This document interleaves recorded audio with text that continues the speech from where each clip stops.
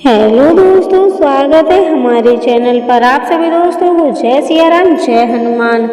अर्जुन और नाग कन्या उलूपी के मिलन से अर्जुन को एक वीरवार पुत्र मिला जिसका नाम इरावत रखा गया। भीष्म पर्व के 90 अध्याय में संजय धृतराष्ट्र को इरावन का परिचय देते हुए बताते हैं कि इरावन नागराज कौरव की पुत्री उलूपी के गर्भ से अर्जुन द्वारा उत्पन्न किया गया था।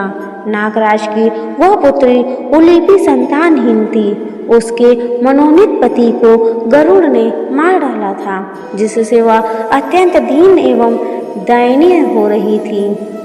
ऐरावत वंशी कौरव नाग ने उसे अर्जुन को अर्पित किया और अर्जुन ने उस नाग कन्या को भार्या रूप में ग्रहण किया था। इस प्रकार अर्जुन पुत्र उत्पन्न हुआ था। ऐरावन सदा मृत्यु कुल में रहा।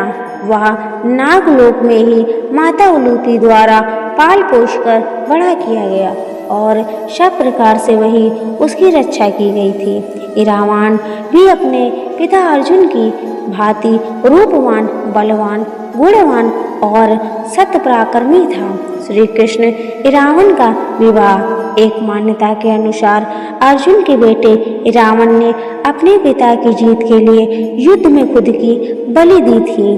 बलि देने से पहले उसकी अंतिम इच्छा थी कि वह मरने से पहले शादी कर ले, मगर इस शादी के लिए कोई भी लड़की तैयार नहीं थी, क्योंकि शादी के तुरंत बाद उसके पति को मरना था। इस स्थिति में भगवान श्री कृष्ण ने मोहिनी का रूप लिया और ऐरावन से न केवल शादी की बल्कि एक पत्नी की तरह उसे विदा करते हुए रोए भी। परंतु महाभारत के भीष्म पर्व के 83वें अध्याय के अनुसार महाभारत के युद्ध के 7वें दिन अर्जुन और उलूपी के पुत्र ऐरावन का अवंती के राजकुमार विद्य और अनुविधि से अत्यंत भयंकर युद्ध हुआ। ऐरावन ने दोनों भाइयों से एक साथ युद्ध करते हुए अपने पराक्रम से दोनों को पराजित कर दिया और फिर कौरव सेना का संहार आरंभ कर दिया। भीष्म पर्व के 91वें अध्याय के अनुसार 8वें दिन जब सुबल पुत्र शकुनी और कृतवर्मा ने पांडवों की सेना पर आक्रमण किया, तब अनेक सुंदर घोड़े और बहुत बड़ी सेना द्वारा सब ओर से घिरे हुए शत्रुओं को संताप देने वाले अर्जुन के बलवान पुत्र ऐरावन ने हर्ष में भरकर रणभूमि में कौरवों की सेना पर आक्रमण कर प्रत्युत्तर किया। ऐरावन द्वारा किए गए इस अत्यंत भयानक युद्ध में कौरवों की घुड़सवार सेना नष्ट हो गई और शकुनी के 6 पुत्रों का उसने वध कर दिया। यह देख दुर्योधन भयभीत हो उठा और वह भागा हुआ राक्षस ऋषंग के पुत्र अल्बुस के पास गया, जो पूर्व काल में किए गए बकासुर वध के कारण भीमसेन का पुत्र बन बैठा था। ऐसे में अल्बुस ने ऐरावन से युद्ध किया। दोनों का घोर मायावी युद्ध हुआ और अंत में अल्बुस ने ऐरावन का वध कर दिया। ऐरावन को युद्ध भूमि में मारा गया देख भीमसेन का पुत्र राक्षस घटोत्कच बड़े क्रोध से सिंहदहन करने लगा। उसने भीषण रूप धारण कर प्रज्वलित त्रिशूल हाथ में लेकर भांति भांति के अस्त्र शस्त्रों से संपन्न बड़े बड़े राक्षसों के साथ आकर कौरव सेना का संहार आरंभ कर दिया।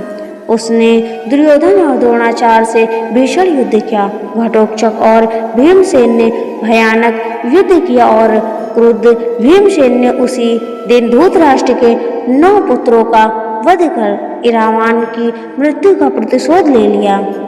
किन्नरों के देवता ऐरावन। वर्तमान में कुछ क्षेत्रों में किन्नरों द्वारा ऐरावन की पूजा की जाती है।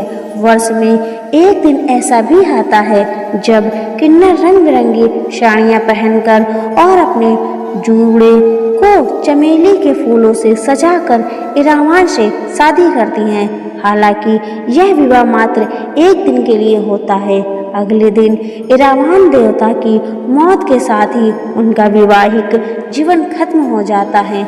मान्यता है कि इसी दिन ऐरावन की महाभारत के युद्ध में मौत हो गई थी। इसकी याद में हजारों किन्नर तमिलनाडु के कुवागम गांव में एकत्रित होते हैं, जहां वे अपनी जिंदगी के सबसे महत्वपूर्ण दिन वर्षील शादी समारोह में शिरकत करते हैं।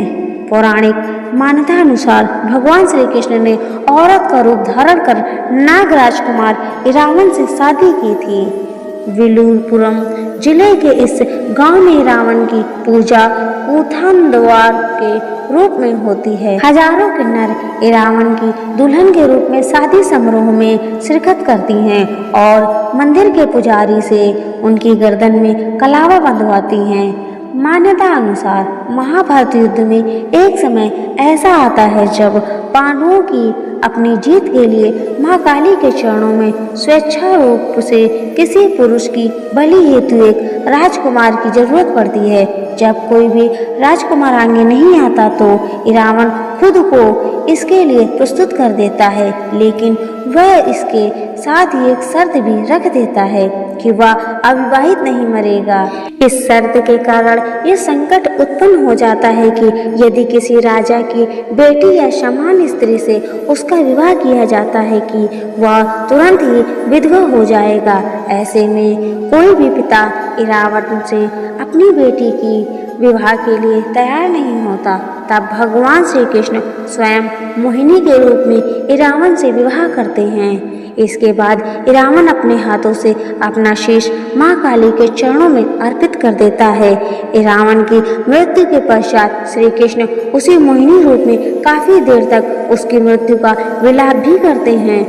अब क्योंकि श्री कृष्ण पुरुष होते हुए स्त्री रूप में रावण से शादी रचाते हैं, इसीलिए किन्नर जो कि स्त्री रूप में पुरुष माने जाते हैं वह भी रावण से एक रात की शादी रचाते हैं और उन्हें अपना आराध्य देव मानते हैं। लेकिन ये कथा कितनी सच है यह कोई नहीं जानता, क्योंकि महाभारत में तो रावण की मौत के राज कुछ और ही हैं। रावण का मंदिर नागराज कौरव की पुत्री नागकन्या उलीपी और अर्जुन का पुत्र रावण था। देश भर के किन्नर इसको देवता मानकर पूजते हैं। इसकी याद में हजारों किन्नर तमिलनाडु के कुवागम गांव में एकत्रित होते हैं। यहाँ उनका एक मंदिर भी है।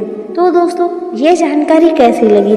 अगर ये जानकारी अच्छी लगी हो तो वीडियो को लाइक कर दें, चैनल को सब्सक्राइब कर लें। मिलते हैं ऐसे ही नेक्स्ट वीडियो में। तब तक के लिए आप सभी दोस्तों को जय सिया राम, जय हनुमान।